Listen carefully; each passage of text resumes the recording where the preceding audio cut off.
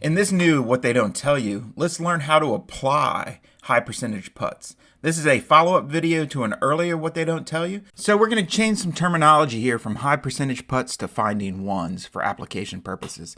Finding ones means finding putts that break 1% or less. Because we have learned a smaller slope value means less break.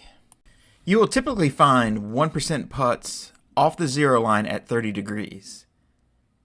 In the majority of time, you will find at least two breaking components uphill and downhill where you can find 1% putts.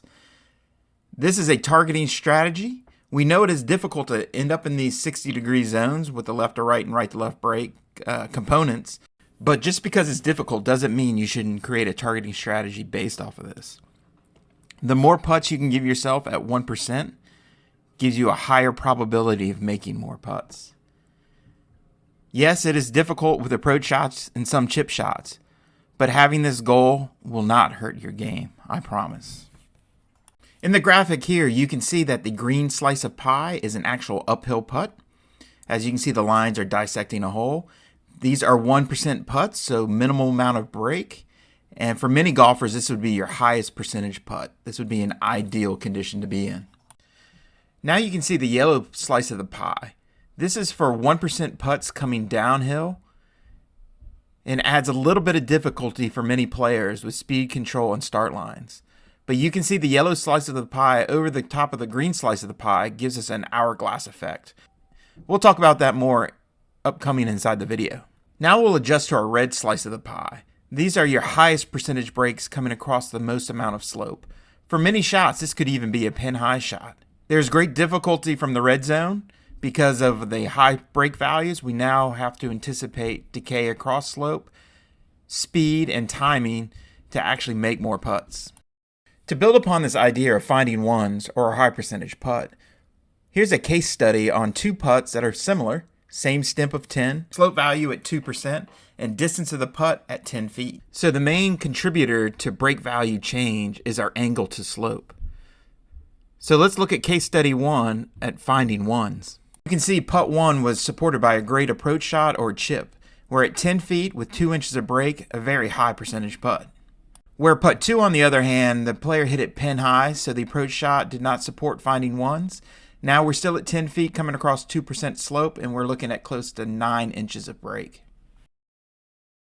Now let's take our knowledge of high percentage putts and jump back over here to TPC San Antonio 13.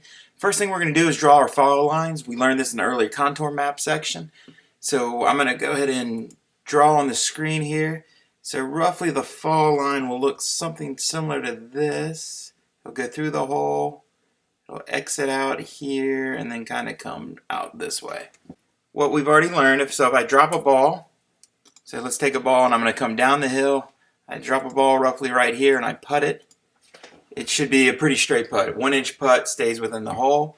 That's about a 7-foot putt. Let's jump down here at about a 7-foot putt and come back up the slope. And again, you can see point 2. Let's say we're hitting a wedge into this green. So now we're going to take our 30-degree cone, which will look something similar to this. So again, we'd be looking at trying to hit it 10, 15 feet from the cup. And anything that would be inside this kind of hourglass, now it's a bent hourglass in the sheer fact that, remember, the green slants away, so the hourglass actually bends. So anything that lands inside of this hourglass would be a high percentage putt. If I'm a downhill putter, I like my putts to be downhill. I'd want to stay kind of in this zone and run it.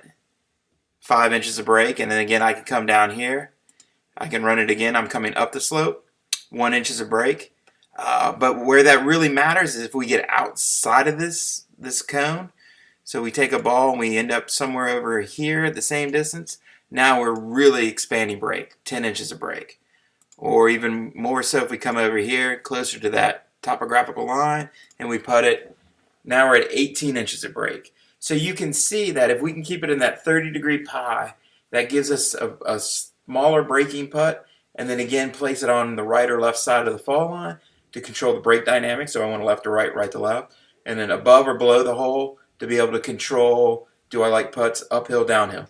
Now with your knowledge of high percentage putts, we hope that you make more putts in the future.